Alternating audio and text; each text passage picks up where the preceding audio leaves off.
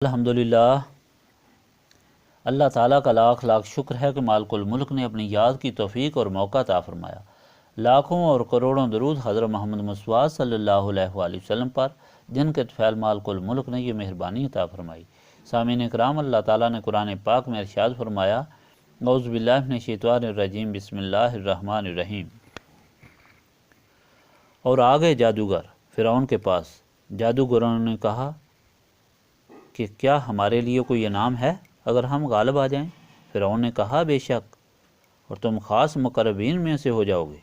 جادوگروں نے کہا، اے موسیٰ،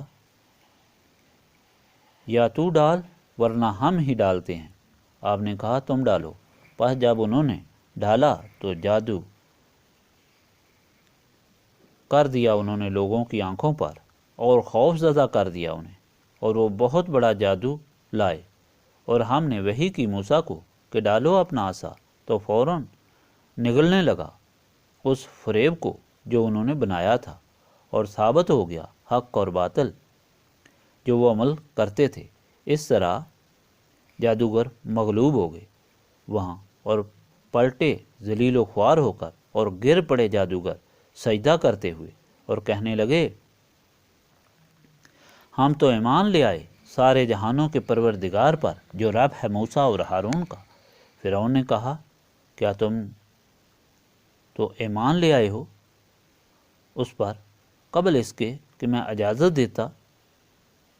بے شک یہ ایک فریب ہے جو تم نے کیا ہے شہر میں، تاکہ تم نکال دو یہاں سے اس کے اصلی باشندوں کو۔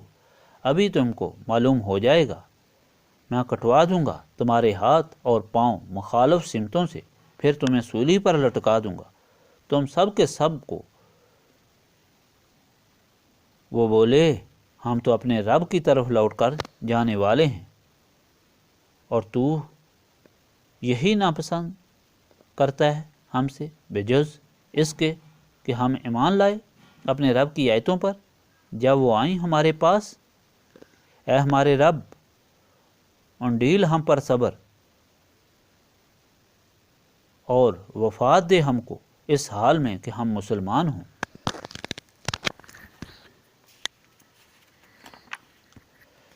پچھلی مرتبہ آپ کو اللہ تعالیٰ کا جو فرمان سنایا تھا اس میں بیان کیا تھا کہ اللہ تعالیٰ نے موسیٰ کو مخلوق کی ہدایت کے لیے اپنا رسول بنا کر بھیجا، اور انہیں دو بڑے معجزے بھی دیے، جن کو دیکھ کر فرعون اور اس کے سپاہ اور درباری سب حیران بھی ہوئے اور لرزہ بے اندام بھی ہوئے۔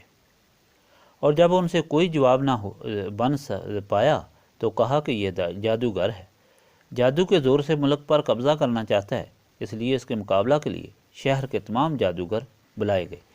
اس کے ساتھ یہ آپ کو بتایا تھا کہ اللہ تعالیٰ کے بندوں کی تاریخ کا اگر مطالعہ کیا جائے تو یہ بات واضح ہوتی ہے کہ اللہ تعالیٰ اپنے بندوں کو کمزور نہیں رکھتا، خواہ وہ رسول ہوں یا رسولوں کے غلام ہوں۔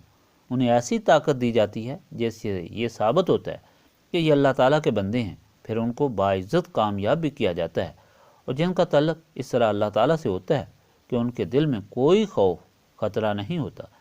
رسولوں کی ساری تاریخ اور رسولوں کے غلاموں کی ساری تاریخ اس بات پر گواہ ہے، اور اس حقیقت کو سمجھنے کے لیے کربلا کا واقعہ بڑا سبق ہے۔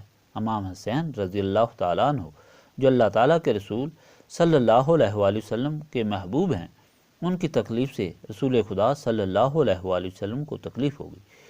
اس سے اللہ تعالیٰ کی اس قدر ناراضگی ہوگی کہ دنیا اور آخرت میں ایسے لوگوں پر لعنت ہے اور ذلیل کرنے والا عذاب ہے۔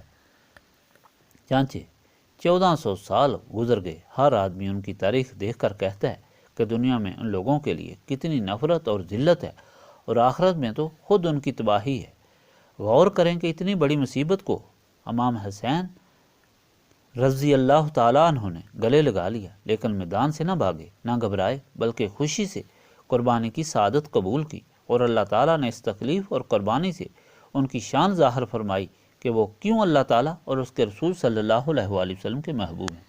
وہ واقعی ایسی عزت اور قرب کے حقدار تھے۔ رسولوں کو تو عظمت اس لیے ملتی ہے کہ وہ ہدایت کے لیے منتخب رسول ہوتے ہیں، اور رسولوں کے غلاموں کو یہ عظمت اس لیے ملتی ہے کہ ان کو رسولوں کی نسبت حاصل ہوتی ہے، جس کی برکت سے ان کے دل و دماغ اللہ تعالیٰ کے نور سے منور ہو جاتے ہیں، اور ان کے سامنے دنیا اور مافیہ کی کوئی حقیقت نہیں رہتی۔ یہی وہ تعلیم ہے جو ہمیں موسیٰ کے اس قصے میں دی گئی ہے۔ جادوگر جمع ہو گئے، کسی روایت میں 1,00,000 سے زیادہ اور کسی میں 70,000 غرض بے شمار تھے۔ انہوں نے پہلے ہی اپنی دنیا کے لالچ کا اظہار کیا۔ فرعون سے پوچھا، اگر ہم جیت گئے تو ہم کو کیا نام ملے گا؟ فرعون نے کہا کہ نام بھی ملے گا اور تم شاہی مقرب بھی بنایا جائے گا۔ پھر انہوں نے موسیٰ سے کہا کہ آؤ مقابلہ کے لیے، پہلے آپ اپنا عمل دکھائیں گے یا ہم؟ موسیٰ نے فرمایا کہ شروع کرو۔ تو ان جادوگروں نے لاٹھیاں اور رسیاں پھینکیں، بڑا میدان تھا، سب سام باندھ کر چلنے لگیں۔ کیونکہ انہوں نے سنا تھا کہ موسیٰ نے عصا سے سام بنایا، تو انہوں نے لوگوں کی اس طرح نظر بندی کر دی۔ پھر موسیٰ نے اللہ تعالیٰ کے حکم سے اپنا عصا پھینکا جو بڑا اعضا بن گیا اور ان کے سارے سانپوں کو کھا گیا، اور پھر اس طرح عصا بن گیا۔ جادوگر سمجھ گئے کہ یہ جادو نہیں، یہ اللہ تعالیٰ کی طرف سے معجزہ ہے جس کا مقابلہ ناممکن ہے۔ انہوں نے موسیٰ کو مان لیا اور اعلان کیا کہ ہم رب العالمین پر ایمان لائے ہیں جو موسیٰ اور ہارون کا رب ہے، اور سجدہ میں گر گئے۔ ایمان لانا تھا، موسیٰ سے نسبت قائم کر لی تھی کہ دل و دماغ کی کیفیت ہی بدل گئی۔ دنیا کی ذلیل ترین جادوگروں کی قوم لالچی، بزدل اور بد عمل نسبت سے بلند ترین مخلوق بن گئی، خوف اور لالچ سے پاک نور علی نور بن گئی۔ فرعون غصے میں آیا اور کہا، تو میری اجازت کے بغیر ایمان لائے ہو؟ میں تمہارے ہاتھ پاؤں مخالف سمت میں کاٹوں گا، پھر تم کو سولی چڑھاؤں گا۔ موت جیسی خوفناک چیز کو سامنے دیکھ کر بھی ان کو خوف نہ پیدا ہوا، بلکہ بڑی تسکین کے ساتھ اور اطمینان کے ساتھ انہوں نے جواب دیا کہ کوئی پرواہ نہیں، ہم اپنے رب سے جا کر ملیں گے، وہ دنیا سے اعلیٰ جگہ ہے۔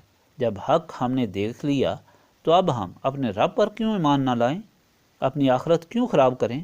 پھر اپنے رب سے دعا کی، اے رب العالمین، تو نے ہمیں ہدایت دی ہے، اب ثابت قدم رکھ، صبر عطا فرما اور اسلام پر موت دے، اور اس طرح اس ذلیل زندگی سے نکل کر وہ اعلیٰ ترین زندگی میں چلے گئے۔ سامعین کرام، یہی سبق دیکھو جو پچھلے فرمان میں بھی سنایا تھا کہ کس طرح سامنے آ گیا۔ نسبت رسولی صلی اللہ علیہ وآلہ وسلم کا آنا تھا کہ ذلت سے نکل کر جادوگر عظمت کی دولت سے مالا مال ہو گئے۔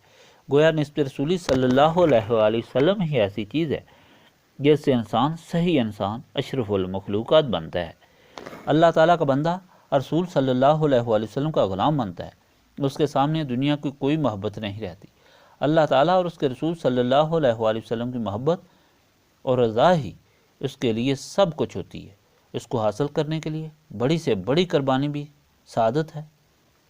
یہی وجہ ہے کہ یہاں نسبت رسولی صلی اللہ علیہ وآلہ وسلم کی تعلیم دی جاتی ہے کہ اللہ تعالیٰ کا بندہ اور رسول صلی اللہ علیہ وآلہ وسلم کا غلام اور صحیح انسان بننے کے لیے نسبت رسولی صلی اللہ علیہ وآلہ وسلم حاصل کرو۔ اسے حاصل کرنے کے لیے سینوں کو صاف کرو، اور سینوں کو صاف کرنے کے لیے یاد الہی کرو۔ اللہم صلی علی سیدنا محمد وعلی آلہ وصحبہ صلاۃ تکون لنا امان من کل خوف، لا الہ الا انت سبحانک انی کنت من الظالمین، استغفر اللہ العظیم الذی لا الہ الا هو الحی القیوم واتوب الیہ، استغفر اللہ العظیم الذی لا الہ الا هو الحی القیوم واتوب الیہ، استغفر اللہ العظیم الذی لا الہ الا هو الحی القیوم واتوب الیہ، ربنا تقبل منا انک انت السمیع العلیم وتب علینا انک انت التواب الرحیم۔